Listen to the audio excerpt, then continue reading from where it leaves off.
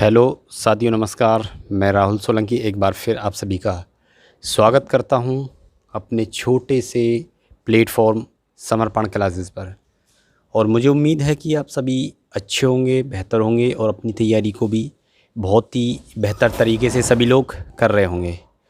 तो चलिए, आज मैं आपके बीच फिर हाज़िर हूं क्योंकि आज छुट्टी का दिन था, तो मुझे फिर थोड़ा सा टाइम मिला, तो मैं आज आपके लिए एक छोटा सा सेशन कर रहा हूँ जिसमें हम बात करेंगे। क्योंकि आपके कुछ क्वेश्चन भी थे, तो उसमें आपने कहा थे कि आपने कुछ जो नोट्स थे वो कैसे बनाए थे। तो उन्हीं सभी चीज़ों को मैं क्लियर करूँगा कि मेरे जो नोट्स थे वो कैसे प्रिपेयर किए गए थे मेरे द्वारा, और आपको किन किन चीज़ों का ध्यान रखना है। और एक विशेष चीज़ ये है आपके लिए कि आपके लिए एक बहुत ही जो समय चल रहा है, बहुत ही इम्पोर्टेंट टाइम है और आपके लिए अपॉर्चुनिटी होगी। क्योंकि 2023 जो ख़त्म होगा, हमारे 7 जो मंथ हैं वो कंप्लीट हो चुके हैं, तो 5 महीने इसमें बचे हैं और 2-4 महीने उसमें हैं। जो 7-8 महीने का टाइम है, ये हमारे लिए बहुत ही इम्पोर्टेंट है, क्योंकि इसमें बहुत सारी वैकेंसी हमें मिलने वाली हैं और उनका फ़ायदा हमको उठाना है। क्योंकि आने वाले समय में आगे इलेक्शन है, तो उसका फ़ायदा तो आप लोगों को मिलेगा ही। तो वैकेंसी कई जगह आपको देखने को मिलेंगी। दिल्ली पुलिस में भी है कांस्टेबल की, और यूपी पुलिस में कांस्टेबल की इतनी सारी वैकेंसी है। और कुछ बच्चे बोल रहे थे कि सब इंस्पेक्टर की वैकेंसी नहीं आएंगी, तो मैं क्लियर कर दूं आपको कि सब इंस्पेक्टर की वैकेंसी इस बार ज़रूर आएंगी। ठीक है, ये बिल्कुल भ्रम में ना रहें कि नहीं आएंगी। जो आप ये तैयारी कर रहे हैं, इसको एक चीज़ का ज़रूर ध्यान रखें कि ये जो और बच्चे हैं कि वैकेंसी नहीं आएंगी, इस चक्कर में आप अपनी तैयारी को बिल्कुल भी वीक ना करें। इस समय तैयारी को बना के रखें और अच्छी से अच्छी करने की कोशिश करें। और इस सब चीज़ में मैं आपकी पूरी मदद करूंगा, जितनी भी मुझ पे हो जाएगी, हर तरीके से, कि आपको अपनी तैयारी कैसे बेटर करनी है, किस डायरेक्शन में आपको जाना है। क्योंकि मेहनत सभी लोग करते हैं, ये आप देखते होंगे, लेकिन सबका ही सिलेक्शन नहीं होता है। ये क्यों? क्योंकि सबकी मेहनत किस टाइप से मेहनत करी जा रही है और किस डायरेक्शन में मेहनत की जा रही है, इसका भी विशेष हमें ध्यान रखना होगा कि आपने अपना जो टाइमिंग है वो कहाँ खर्च करा है। तो इसी चीज़ पर मैं आपको आज बात करूँगा, जो कि आपको अपने नोट्स कैसे बनाने हैं, किन चीज़ों का ध्यान रखना है, और मैंने कैसे बनाए थे। और कुछ नोट्स जो मैंने बनाए थे, क्योंकि मैंने बहुत सारे डिलीट भी कर दिए, फ़ोल्डर बनाए थे हर टॉपिक के। तो मेरे पास जितना कंटेंट है, मतलब जो क्वेश्चन मुझसे मैंने अपने फ़ोल्डर में सेव किए थे, मतलब वैसे थे, टफ़ क्वेश्चन थे कि इससे टफ़ पेपर आ ही नहीं सकता, उस टाइप से मैंने वो सब कर लिए थे। जैसे क्वेश्चन पे आदमी कोई रुक जाता है, नहीं होता है, तो उसे अपने फ़ोल्डर में सेव करके और उस कंटेंट का रिवीजन करता है। तो उसी टाइप से वो चीज़ मैंने की थी, तो मैं उसी सबको अपने टेलीग्राम पर आप लोगों के लिए शेयर कर दूँगा। जिसे करने होंगे वो कर लेना, और सेव करने हैं सेव कर लेना, ठीक। और जो हमारे टेलीग्राम ग्रुप पर जुड़े नहीं हैं, वो जुड़ जाना। उन सबको ये सारी चीज़ें, कंटेंट जो भी है वो उपलब्ध हो जाएगा। चीज़ें सबसे पहले देखने को मिलेंगी आपको कि हमारे जो 4 पोर्शन है इसमें, उसमें से पहला पोर्शन मैं उठा लेता हूँ, जैसे कि मैथ है हमारे पास। तो उस चीज़ को हमें कैसे कवर करना है, कैसे अपने नोट्स को क्लियर करना है। क्योंकि 2 कंडीशन होती हैं हर बच्चे के सामने। जिस कंडीशन पे आप हो, जो भी आप देख रहे हो वीडियो को, उसमें कुछ बच्चे ऐसे होंगे जो बिल्कुल फ्रेशर होंगे, जिनको मैथ अभी बिल्कुल नहीं आता होगा। और कुछ बच्चे ऐसे होंगे कि जिन्होंने कंपटीशन 1-2 दिए हैं और उनका मैथ काफ़ी हद तक क्लियर है, उनको मैथ आता भी है। तो मैं दोनों विषयों को, दोनों तरफ इस चीज़ को देख के चलूँगा कि आप फ्रेशर हैं तो कैसे करें चीज़ों को, और यदि आपने दिया है कोई कॉम्पिटिटिव एग्ज़ाम तो कैसे करें। देखो, सबसे पहले जिन्होंने बिल्कुल फ्रेशर हैं, अभी एग्ज़ाम कोई नहीं दिया है, मैथ भी क्लियर नहीं है, तो चीज़ें, तो आपको सीधी सजेशन मैं दूंगा, क्योंकि ज़्यादा चीज़ें मैं ये नहीं कहूँगा कि वो कर लो। आप सबसे पहले एक बैच परचेज़ करिए, ठीक है। और बैच परचेज़ अपनी मर्ज़ी से करिए, जिस टीचर को आप लाइक करते हैं, अच्छा लगता है, जिसका कंटेंट आपने देखा है। RWA से कर लीजिए, चाहे एग्जाम्पुर से कर लीजिए, चाहे और भी प्लेटफॉर्म में कहीं से कर लीजिए। एक मैथ का बैच परचेज़ करिए, उसे पढ़िए। क्योंकि आपका जब तक बिल्कुल चीज़ें क्लियर नहीं होंगी, तो मैं आपको अभी ये चीज़ें, जो कंटेंट है नोट्स में, कैसे हमें बनाने हैं फ़ोल्डर वोल्डर, वो चीज़ें आपका जब वो बैच कंप्लीट हो जाए, तो उसके बाद में यहाँ प्रक्रिया अब चालू होती है कि जिन बच्चों का कंप्लीट है, जो कंपटीशन दे चुके हैं, मैथ भी क्लियर है, तो उन्हें कैसे करना। क्योंकि 2 चीज़ें होंगी, जिन बच्चों का क्लियर है उनके पास ये होगा, या तो आपने बुक से पढ़ा होगा या किसी टीचर के आपके पास नोट्स होंगे। तो सबसे पहले आपको काम करना है कि अपनी बुक या टीचर से नोट्स, जो भी एक चीज़ रखना, जो भी है आपके पास, उससे ठीक से क्लियर कर लें। क्लियर करने का मतलब ये है कि उस चीज़ को आप ये कर लें कि आपने जैसे बुक है, मैं एक बुक का एग्जांपल ले रहा हूँ, बुक है तो उस चीज़ में आपको क्या करना है कि हर चैप्टर के अंदर 10 से कम क्वेश्चन हाईलाइट ऐसे करने हैं जो आपको डिस्टर्ब करते हैं, 10 से ज़्यादा नहीं होने चाहिए। क्या आप मान लो दूसरी बार कर रहे हैं, आपके 15 क्वेश्चन हैं, तो उन 15 क्वेश्चनों को टिक मत करिए, आप उनको तीसरी बार रिवीजन में लाइए, तो आपके 7-8 क्वेश्चन ही बचेंगे। तो आपको 10 क्वेश्चन से कम हर चैप्टर में हाईलाइट करने हैं और उन सभी हाईलाइटों को करते चले जाइए। मतलब ये है कि जैसे आपने परसेंटेज पढ़ी या प्रॉफिट एंड लॉस पढ़ा, तो आपको 10 क्वेश्चन, 8 क्वेश्चन, 7 क्वेश्चन बहुत कठिन टाइप के हैं, तो उन्हें हाईलाइट कर लीजिए। आप सारे चैप्टरों को ऐसी टाइप से रिवीजन करने के बाद कि हर चैप्टर में 10-10 क्वेश्चन हैं, 7 क्वेश्चन, 8 क्वेश्चन, 9 क्वेश्चन, ठीक है, तो उन क्वेश्चनों को आप फिर एक साथ मिला के लगाइए। आपके मान लीजिए 150 क्वेश्चन, 200 क्वेश्चन, 300 क्वेश्चन के करीब आपने हाईलाइट कर लिए पूरे मैथ के अंदर, तो उन सब का रिवीजन मारिए। जैसे 300 क्वेश्चन आपके हो गए, तो 300 क्वेश्चन आप 2 दिन में निपटा दीजिए, 3 दिन में निपटा दीजिए, 4 दिन में, 5 दिन में, जितने में आपकी कैपेसिटी है आप निपटा दीजिए। 1 सप्ताह मान के चलिए, आपने 1 सप्ते में उनका रिवीजन कर लिया, तो आपका जो पूरी बुक है उसका तो काम ख़त्म हो गया। अब आपको वो बुक पढ़नी है दोबारा। आपको सिर्फ यदि कभी वो हो दिक्कत हो तो उसी क्वेश्चनों को 200-300 जो है नहीं को रिवीजन कर लेना। फिर उसके बाद में आपको करना है डेली पर डे 50 क्वेश्चन का मिक्सचर। मिक्सचर में क्या करना है कि मिक्सचर में करना आपको कि 50 क्वेश्चन पर डे लगाओ, तो आप देखोगे कि कोई कुछ बच्चा वीक है तो 30 कर पा रहा है, कुछ थोड़ा ठीक है 35 कर पा रहा है, 50 में से कोई 40 कर पा रहा है।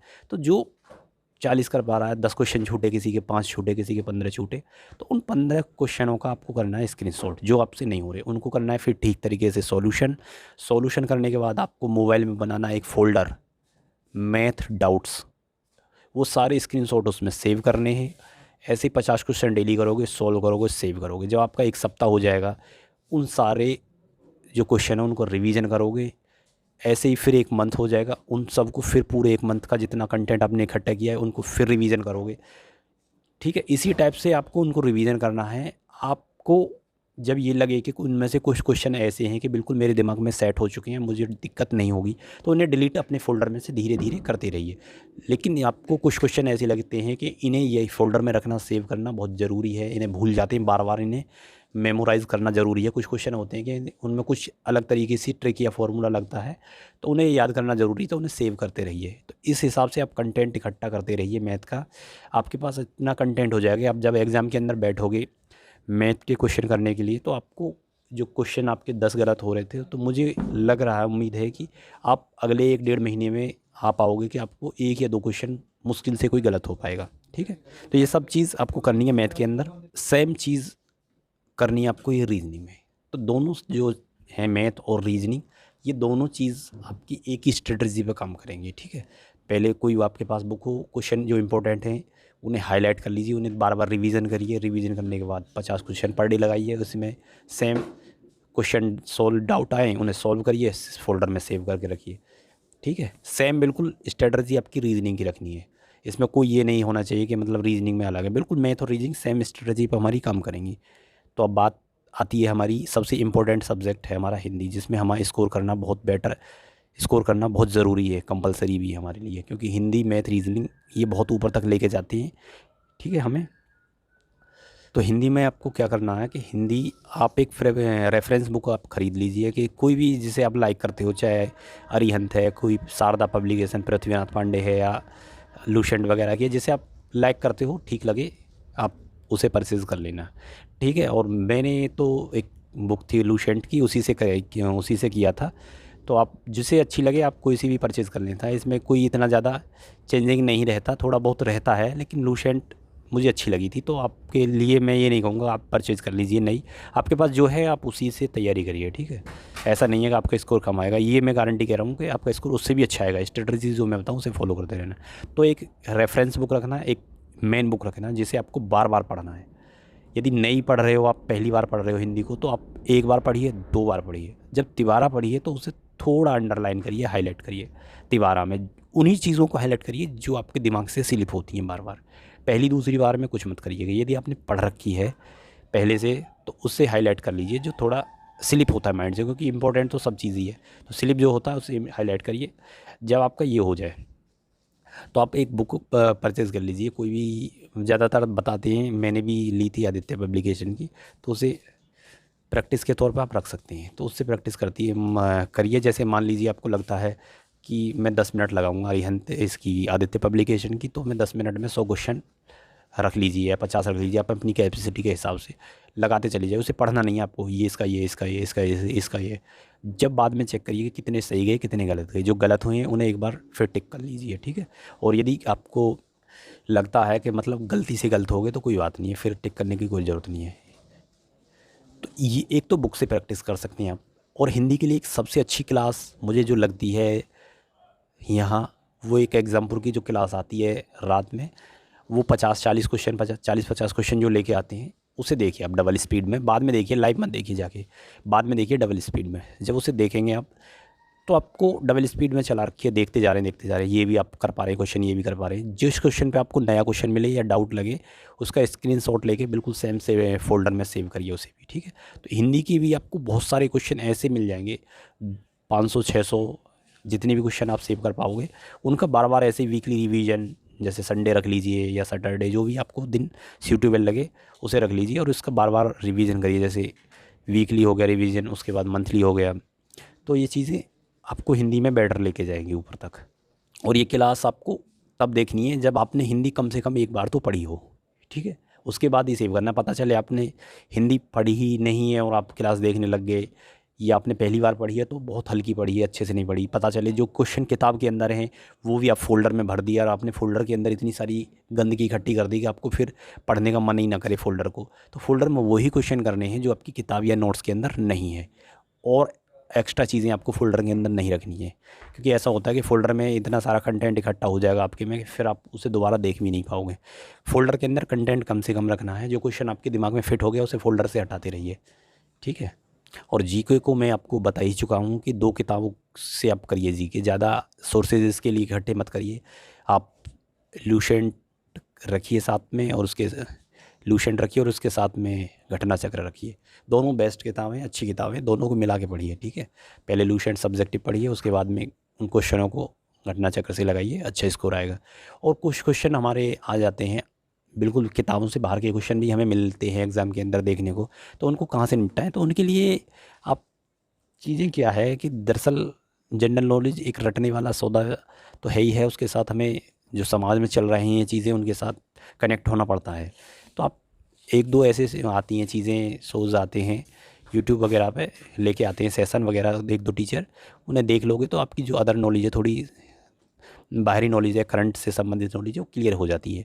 तो एक तो मुझे टीचर लगते हैं ठीक, जो आते हैं अंकित अवस्थी सर हैं, अंकित अवस्थी इंस्पायर इंडिया के नाम से उनका शायद चैनल भी अच्छा, मतलब कोई टॉपिक करंट में चलता है तो उस पर 10-15 मिनट के एक पूरा सेशन होता है, तो उससे चीज़ें वो खोल के समझाते हैं। तो वो वैसे ही हमारी जनरल नॉलेज भी बढ़ाती है, और वैसे भी हमें जो चल रहा है आजकल समाज में वो चीज़ें क्लियर हो जाती हैं। तो उस चीज़ को आप कर सकते हैं। तो वो चीज़ें कवर करती हैं हमारी, जो कुछ चीज़ें जीके के अंदर कुछ ऐसी चीज़ें आती हैं ना जो आउट ऑफ सिलेबस आ जाती हैं, वो चीज़ें हमारी इस टाइप की सोच से क्लियर हो जाती हैं। क्योंकि जो किताब से आती है तो वो किताब से क्लियर हो ही जाएगी, बाकी जो आउट ऑफ सिलेबस आएगी तो वो इस टाइप के सोच से क्लियर हो जाएगी, सेशन वगैरह से, ठीक है। तो चलिए, आप इस टाइप से नोट्स बनाओगे तो ज़रूर आपको फ़ायदा होगा। और कुछ बच्चों को मेरे जो सेशन आ रहे हैं इनसे फ़ायदा भी हो रहा है, और बच्चे आप देख रहे होंगे ग्रुप में और जहाँ भी कमेंट मिल रहे हैं, मुझे उम्मीद हो रही है कि आप सभी को इस चीज़ से बहुत फ़ायदा हो रहा है। तो चलिए, मेरा सभी को नमस्कार, राम राम, जय हिंद।